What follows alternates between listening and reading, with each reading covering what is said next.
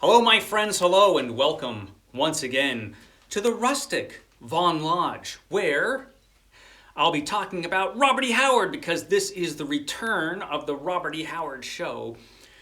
The Robert E. Howard Show, which has been on hiatus for quite a while, the Robert E. Howard Show is returning, and it's going to be returning in a big way, in that I'm going to be doing this fairly regularly as I can do it.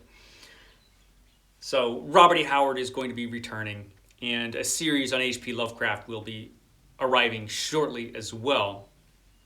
Both authors that I love, and I'm going to be talking about them a lot more than in the recent past. So Robert E. Howard, the greatest pulp writer who ever lived. So today I want to talk a little bit about his greatest creation, Conan the Barbarian. Conan. So Conan, who originally appeared in Weird Tales magazine in a series of stories and one novel, The Hour of the Dragon.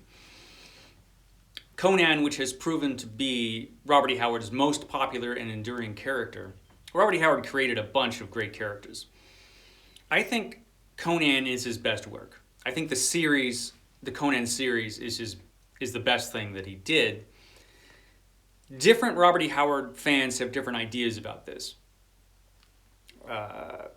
All of us who love Robert E. Howard, we love different stories, and we have different characters that we love the best. He created a bunch of great characters: Solomon Kane, Kull, Bran McMorn, all characters I've talked about before on the Robert E. Howard Show.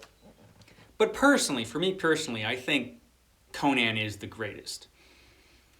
And I think just the strength of this character is one of the reasons that this character has endured and has become so popular.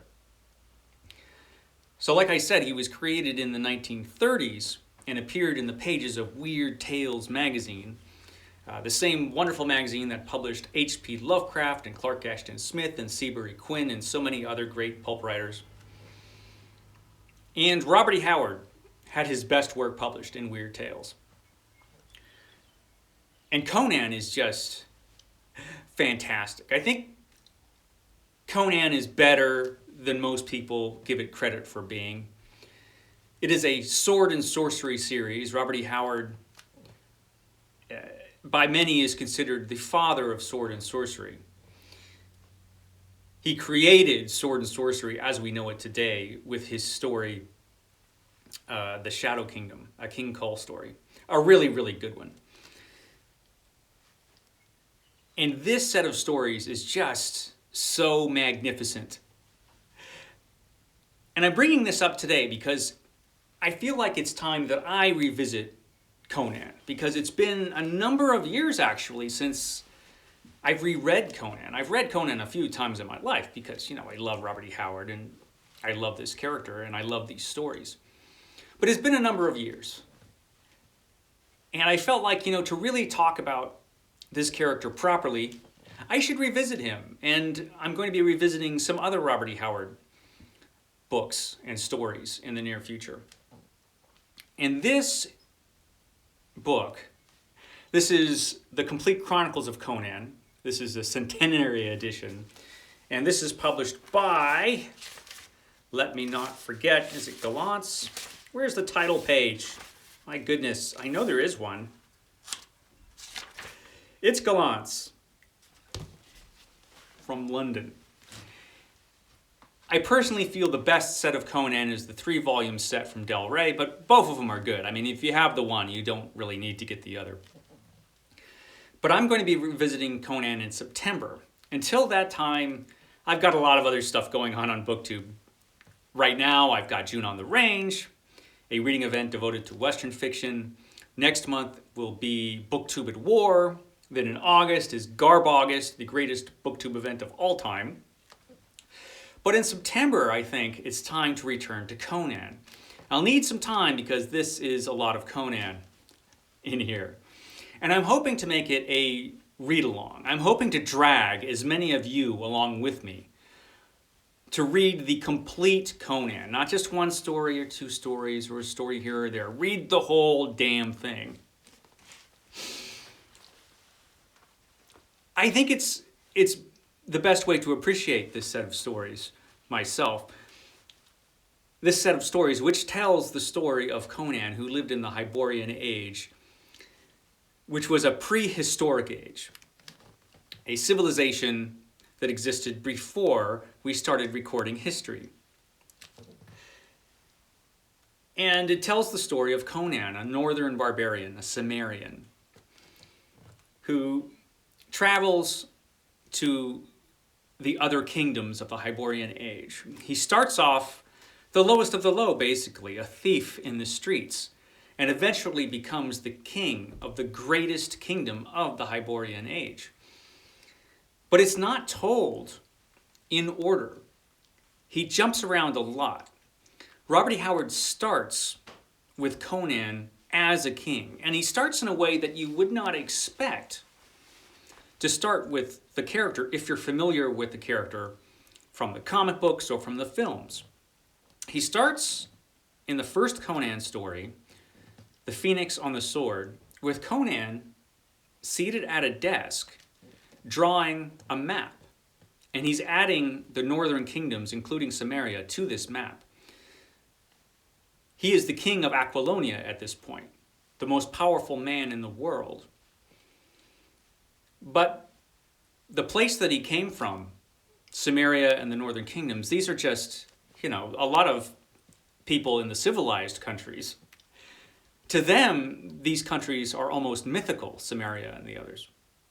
So he's adding these countries to the map. Eventually, of course, in this story, Conan has a chance to fight a monster and fight a bunch of people and, do stuff that we would expect Conan to do. But that opening is something that we might consider unusual if we only know Conan from the films and the comic books. So Conan, like I said, was created way back in the 1930s.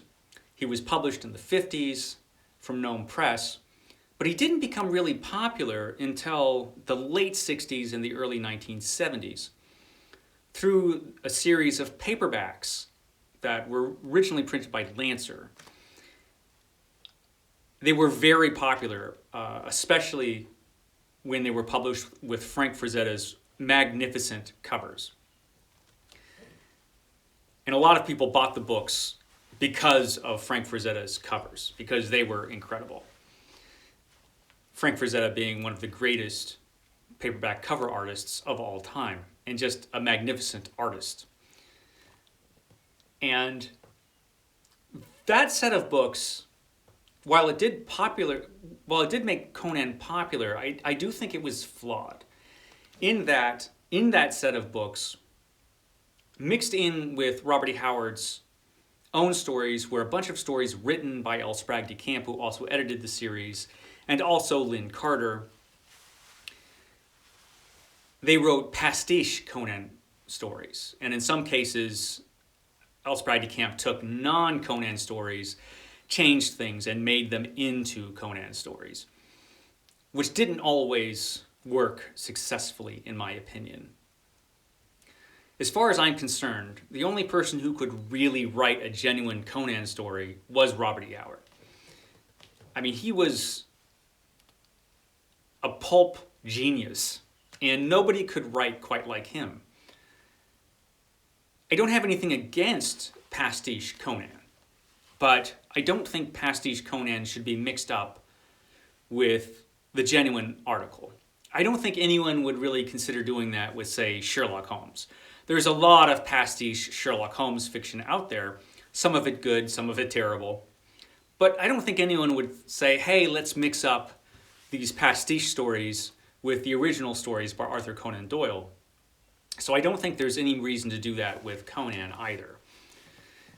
However, nowadays, things are different. Nowadays, you can get Conan as Robert E. Howard wrote the character. There are a couple excellent editions to get. This is one of them. This is the Gallant's Complete Chronicles of Conan. I think the best edition of Conan is the Del Rey 3-volume edition, which starts with the coming of Conan. That 3-volume set is wonderful. But if you have one, you don't really need to get the other, because this really is good enough. This is an excellent book. And Conan, at this point in Robert E. Howard's career, he had already created some of his other great characters. He already created Solomon Kane, Bran Mak Morn, and probably most important for the development of this character, he created Kull, who also was a sword and sorcery fantasy character who was a king in a prehistoric age, an age that existed before Conan's. And Robert E. Howard wrote a little bit in letters about the creation of Conan.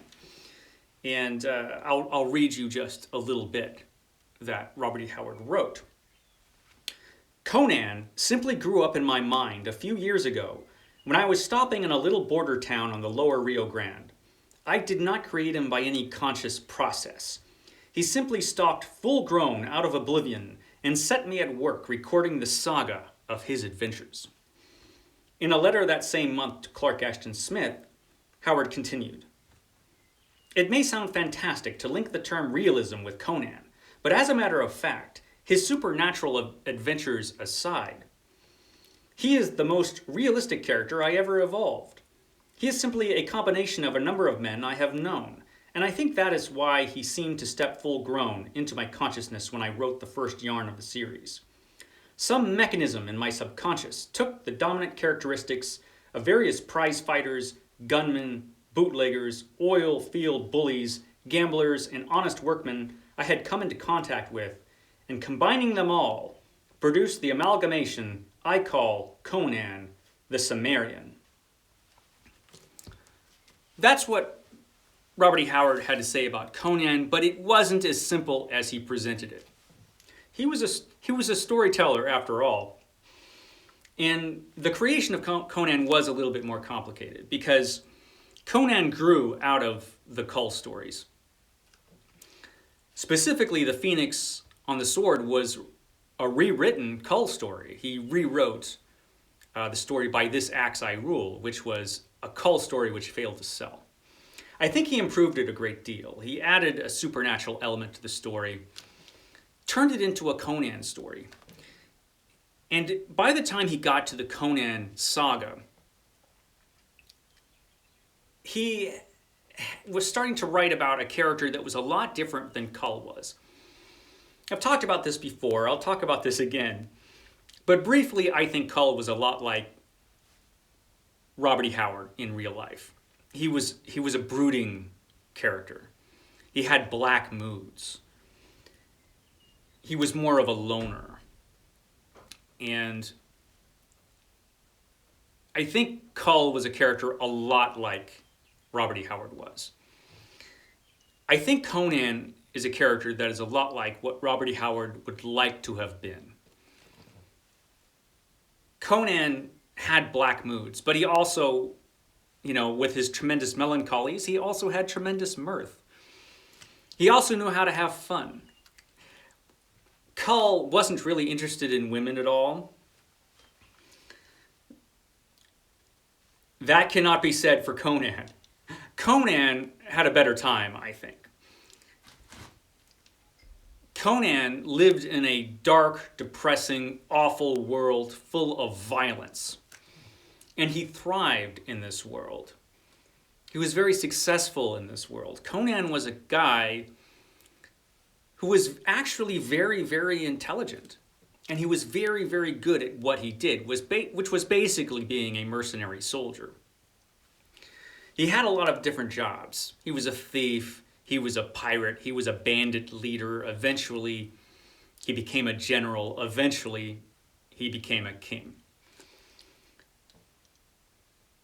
And it's an interesting evolution of this character because you do see this character change quite a bit as he takes on more and more responsibility for other people. When he's on his own, he's more reckless. But when he has other people's lives that he is responsible for, you see that change him as a character. And that's interesting. Another interesting thing is when you read the stories in the order that they were written.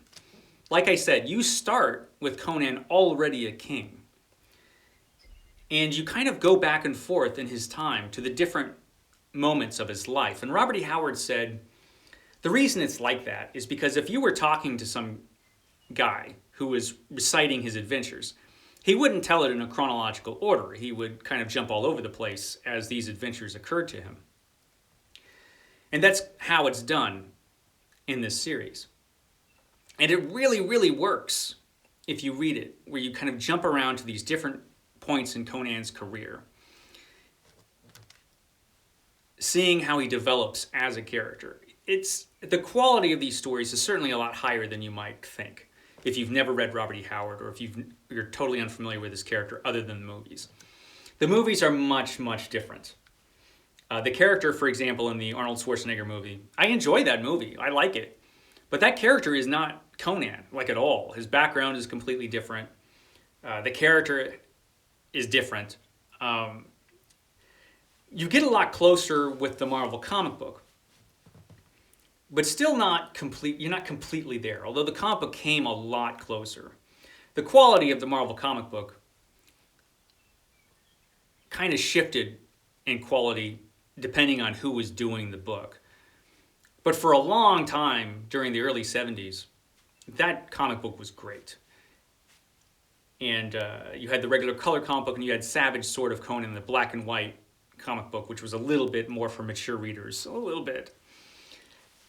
And those stories were just fantastic for the most part. Again, it depends on who's writing the stories and who's the artist, but Conan is a character who got lucky as far as comic book adaptation is concerned.